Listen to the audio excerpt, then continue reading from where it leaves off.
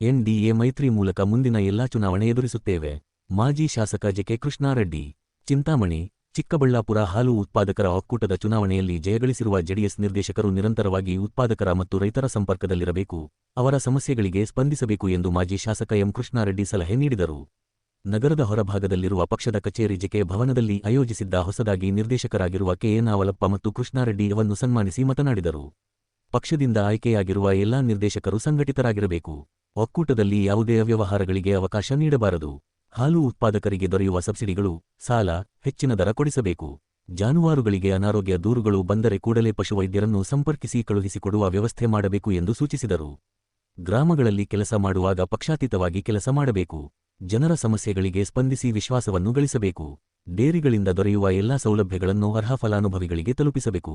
ಕೈವಾರ ಕ್ಷೇತ್ರದಲ್ಲಿ ಪಕ್ಷದ ಕೇವಲ 21 ಮತಗಳಿದ್ದರೂ ಕೆ. ಎನ್. ಆವಲಪ್ಪ ಜಯಗಳಿಸಿದ್ದು, ಅವರು ಪ್ರತ್ಯಕ್ಷ ಮತ್ತು ಪರೋಕ್ಷವಾಗಿ ಗಳಿಸಿಕೊಂಡಿದ್ದ ವಿಶ್ವಾಸದಿಂದ ಎಂದರು. ರಾಜ್ಯದಲ್ಲಿ ಏನೇ ಬೆಳವಣಿಗೆಗಳಾದರೂ ಚಿಂತಾಮಣಿ ಕ್ಷೇತ್ರದಲ್ಲಿ ಮುಂಬರುವ ನಗರಸಭೆ, ತಾಲ್ಲೂಕು ಮತ್ತು ಜಿಲ್ಲಾ ಪಂಚಾಯಿತಿ, ಗ್ರಾಮ ಪಂಚಾಯಿತಿ ಸೇರಿದಂತೆ ಎಲ್ಲಾ ಚುನಾವಣೆಗಳಲ್ಲಿ ಜೆಡಿಎಸ್ ಮತ್ತು ಬಿಜೆಪಿ ಒಗ್ಗೂಡಿ ಕೆಲಸ ಮಾಡುತ್ತವೆ. ಎರಡೂ ಪಕ್ಷಗಳು ಜಂಟಿಯಾಗಿ ಚುನಾವಣೆಗಳನ್ನು ಎದುರಿಸಲಿವೆ ಎಂದು ಭರವಸೆ ನೀಡಿದರು. ಒಕ್ಕೂಟದ ಚುನಾವಣೆಯಲ್ಲಿ ಸೋತಿರುವ ಅಭ್ಯರ್ಥಿಗಳು ಎದೆಗುಂದಬಾರದು. ಸೋಲೆ ಗೆಲುವಿನ ಸೋಪಾನ ಎನ್ನುವಂತೆ ಕೆಲಸ ಮಾಡಬೇಕು.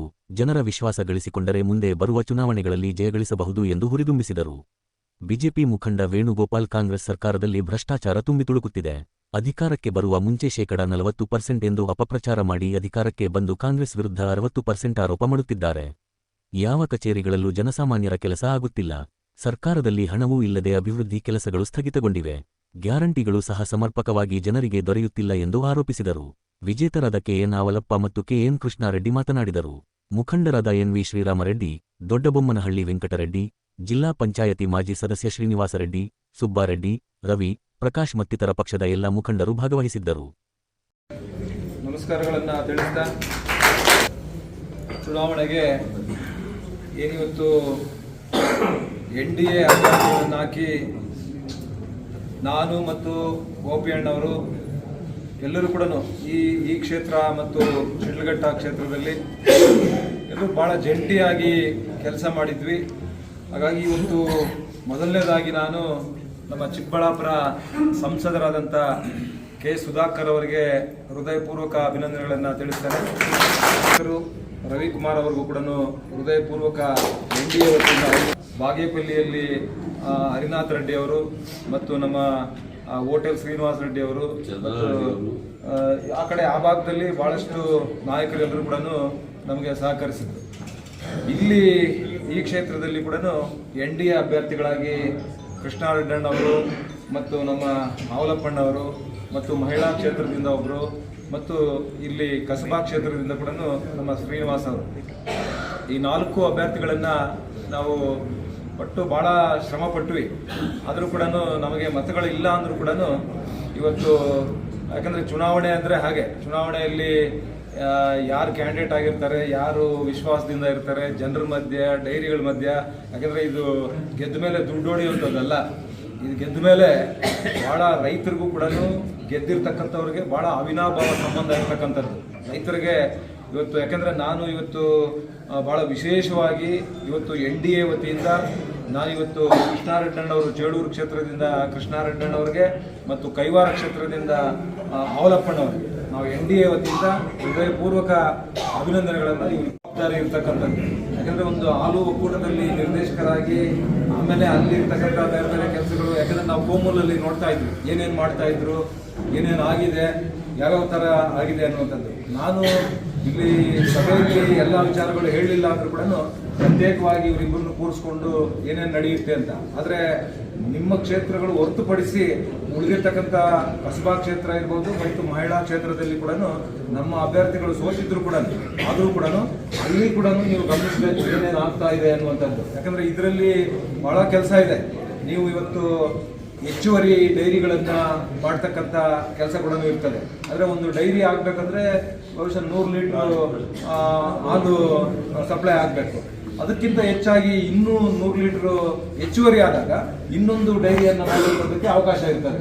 ಇದು ಭಾಳಷ್ಟು, ಯಾಕಂದರೆ ನಾನು ಕಳೆದ 10 ವರ್ಷಗಳು ನಾನೇನು ಶಾಸಕನಾಗಿದ್ದಂಥ ಸಂದರ್ಭದಲ್ಲಿ ಕೂಡ ಇಲ್ಲಿ ಯಾರು ನಿರ್ದೇಶಕರಾಗ್ತಾ ಇದ್ರು ಅವರು ಬೇಕಾಗಿರೋ ಕಡೆ ಮಾಡ್ತಾಯಿದ್ರು, ಇಲ್ಲ ಬೇಡದೇ ಇರ್ತಕ್ಕಂಥ ಕಡೆ ಹಾಗೆ ಸ್ವಲ್ಪ ದೂರ ಹೋದ್ರು ಕೂಡ ಪರವಾಗಿಲ್ಲ, 100 ಲೀಟರ್ ಅಲ್ಲಿ ಹಾಲು ಸಿಗುತ್ತೆ ಅಂದ್ರೂ ಕೂಡ ಅವ್ರು ಡೈರಿಗಳು ಮಾಡ್ತಾ ಇರ್ಲಿಲ್ಲ, ಇಚ್ಛಾಶಕ್ತಿ ಇರಲಿಲ್ಲ. ಅಂದ್ರೆ ಅಲ್ಲಿ ಯಾರು ಓಟ್ ಹಾಕ್ಬಿಡ್ಬೋದು ಇವರು ಅಂತ. ಈಗಾಗಲೇ ಶ್ರೀರಾಮಣ್ಣ ಅವ್ರು ಹೇಳ್ತಾ ಇದ್ರು, ಅವೈಜ್ಞಾನಿಕವಾಗಿ ಇಂಥ ಕ್ಷೇತ್ರಗಳನ್ನ, ಈಗ ಚೇಳೂರು ಕ್ಷೇತ್ರಕ್ಕೆ ನಮ್ಮ ಇರ್ತಕ್ಕಂಥ ರೈತರು ಯಾರು ಇವತ್ತು ಜಾನುವಾರುಗಳನ್ನ ಹೈನುಗಾರಿಕೆಯಲ್ಲಿ ನಮ್ಮ ಜಿಲ್ಲೆಯಲ್ಲಿ, ಎರಡೂ ಜಿಲ್ಲೆಗಳಲ್ಲಿ ಹೈನುಗಾರಿಕೆಯಲ್ಲಿ ಹೆಚ್ಚು ತೊಡಗಿಸ್ಕೊಂಡಿರ್ತಾರೆ.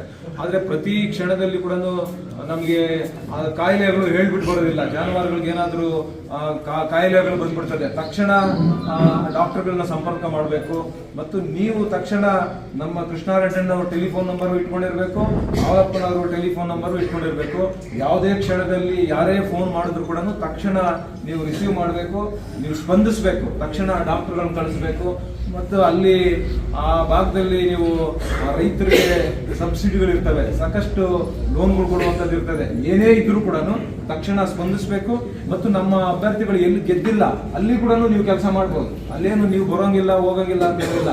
ಆ ಭಾಗದಲ್ಲಿ ಕೂಡ ಇವತ್ತು ಕಸಬಾ ಇರ್ಬೋದು, ಮತ್ತು ಮಹಿಳಾ ಕ್ಷೇತ್ರದಲ್ಲಿ ನಮಗೆ ಎಲ್ಲಿ ಚೇಳೂರುವರೆಗೂ ಇತ್ತು, ಚೇಳೂರು ಬಾಗೇಪಲ್ಲಿವರೆಗೂ ಕೂಡ ಇತ್ತು. ಹಾಗಾಗಿ ಎಲ್ಲಿ ಕ್ಷೇತ್ರದಲ್ಲಿ ನಮ್ಮ ಡೈರೆಕ್ಟರ್ ಇಲ್ಲ ಅಂದ್ರೂ ಕೂಡ ಆ ಭಾಗದಲ್ಲಿ ಇರ್ತಕ್ಕಂಥ ರೈತರಿಗೆ ನಾವು ಸಹಕರಿಸಬೇಕಾಗ್ತದೆ. ಲೋನ್ಗಳು ಕೊಡುವಂಥದ್ದು ಇರ್ತದೆ, ಸಬ್ಸಿಡಿಗಳು ಇರ್ತದೆ. ಮತ್ತು ಏನಾದರೂ ಜಾನುವಾರುಗಳಿಗೆ ವ್ಯತ್ಯಾಸಗಳು ತೊಂದರೆ ಆದಂಥ ಸಂದರ್ಭದಲ್ಲಿ ತಕ್ಷಣ ಡಾಕ್ಟರ್ಗಳನ್ನ ಸಂಪರ್ಕ ಮಾಡಬೇಕು, ತಕ್ಷಣ ಅಲ್ಲಿ ಕಳಿಸಬೇಕು. ಅದರ ಪ್ರಾಣಗಳನ್ನ ಉಳಿಸುವಂಥದ್ದು ಕೂಡ ನಮ್ಮ ಕೆಲಸ ಇರ್ತದೆ. ಮತ್ತೆ ಅಲ್ಲಿ ಇನ್ನು ಕೆಲವು ನಿಮ್ಗೆ ಪ್ರತ್ಯೇಕವಾಗಿ ಹೇಳ್ತೀನಿ, ಏನೇನು ನಡೀತಾ ಇತ್ತು, ಕೋಮೂಲಲ್ಲಿ ಏನೇನು ನಡೀತಾ ಇತ್ತು ಅದಕ್ಕೆಲ್ಲ ಕಡಿವಾಣ ಹಾಕ್ಬೇಕು. ನೀವು ಇವತ್ತು ನಮ್ಮಲ್ಲಿ ಕೂಡ ಇವತ್ತು KV ನಾಗರಾಜ್ ಅವ್ರು ಗೆದ್ದಿದ್ದಾರೆ, ಮತ್ತು ಇನ್ನು ಮುನಿಯಪ್ಪ ಅವ್ರು ಗೆದ್ದಿದ್ದಾರೆ, ಉಜ್ಗೂರು ರಾಮಣ್ಣ ಅವ್ರು ಗೆದ್ದಿದ್ದಾರೆ. ಗ್ರಾಮ ಪಂಚಾಯಿತಿಯನ್ನ ಅಲ್ಲಿಗೆ ಸೇರಿಸಿದ್ರು. ಅಲ್ಲಿ ಆ ಭಾಗದಲ್ಲಿ ಇರ್ತಕ್ಕಂಥ ನಮ್ಮ ಮುಖಂಡರು ಕೂಡ ಕೃಷ್ಣಾರೆಡ್ಡಣ್ಣ ಅವರ ಗೆಲುವಿಗೆ ಸಹಕರಿಸಿ ಎಲ್ಲ ಕೆಲಸ ಕೂಡ ಮಾಡಿದ್ರು.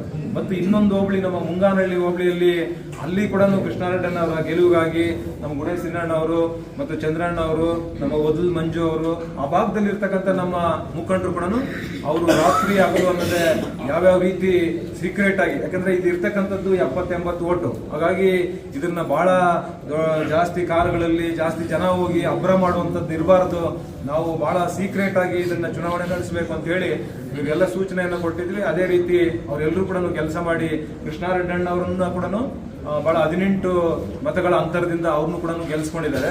ಮತ್ತು ನಮ್ಮ ಆವಲಪ್ಪನವ್ರದ್ದು ಕೂಡ, ಆವಲಪ್ಪನವರು ಎಲ್ಲ ಬಹಳ ಸುದೀರ್ಘವಾಗಿ ಎಲ್ಲ ಹೇಳಿದ್ದಾರೆ, ಏನೇನಾಯಿತು, ಏನೇನು ಅವ್ರು ನಮ್ಗೆ ಬೇಡ ಅಂತ ಹೇಳಿದ್ರು. ನಮ್ಮ ಇವರು ನಮ್ಮ ನಾಗರಾಜ್ ಅವ್ರನ್ನ ನಿಲ್ಸ್ಬೇಕು ಅಂದ್ರೆ ಕಡೆಗೆ ನಾಗರಾಜಣ್ಣ ಇಲ್ಲ ನನಗೆ ಬೇಡ, ಆವಲಪ್ಪನಿಗೆ ಕೊಟ್ಬಿಡಿ ಅಂದ್ರು. ಯಾಕಂದ್ರೆ ಅವ್ರಿಗೂ ಪಾಪ 21 ಓಟು ನಾವು ಯಾಕೆ ಸೋಲು ಅನ್ಸ್ಕೊಬೇಕು ಅನ್ನುವಂಥದ್ದನ್ನ ಆವಲಪ್ಪ ಏನೋ ಧೈರ್ಯ ಮಾಡಿದಾನೆ.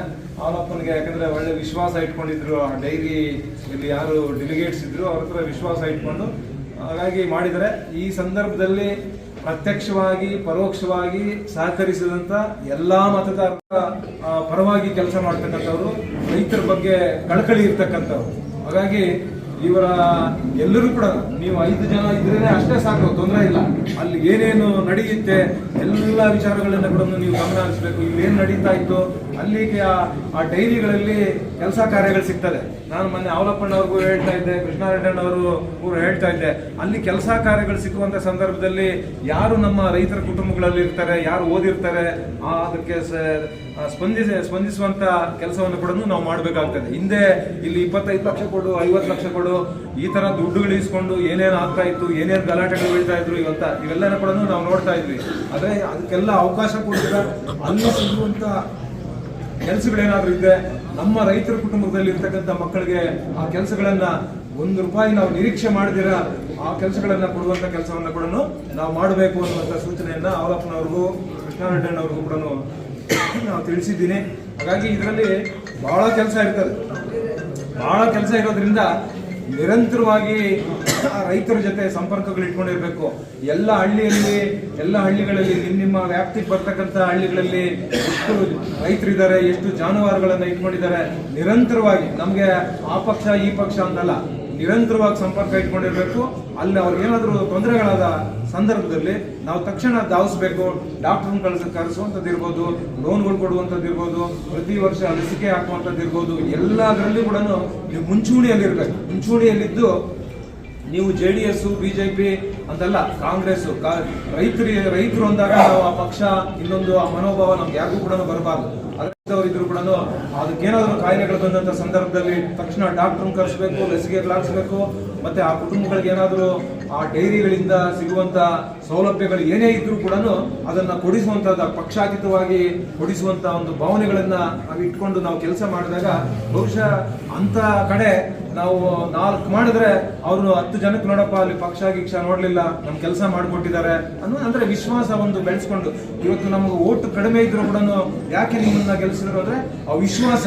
ಆದ್ರೆ ಬೇರೆಯವ್ರನ್ನ ಮಾಡಿದ್ರೆ ಏನಾಗ್ಬೋದು ಇಲ್ಲಿ ಅನ್ನುವಂತ ದೃಷ್ಟಿಯಿಂದ ಆ ವಿಶ್ವಾಸದಿಂದ ಇವತ್ತು ನಿಮ್ಮನ್ನೇನು ಗೆಲ್ಸಿದ್ದಾರೆ. ಹಾಗಾಗಿ ನಾವು ಎಲ್ಲರೂ ಕೂಡ ಮುಂದಿನ 5 ವರ್ಷಗಳ ಕಾಲ, ಆಮೇಲೆ ಯಾವಾಗ್ಲೂ ಕೂಡ ಯಾವುದೇ ಒಂದು ಚುನಾವಣೆ ಬಂದ್ರೆ ಆ ಚುನಾವಣೆಗಳು ಹೇಗಿರ್ಬೇಕು ಅಂತ ಹೇಳಿದ್ರೆ, ಬಹುಶಃ ನಾವು ಮುಂದಿನ ಆ ಚುನಾವಣೆಗೆ ಯಾರೇ ಕ್ಯಾಂಡಿಡೇಟ್ ಆಗಲಿ ಆ ಕ್ಯಾಂಡಿಡೇಟ್ ಗೆಲ್ಲಬೇಕು.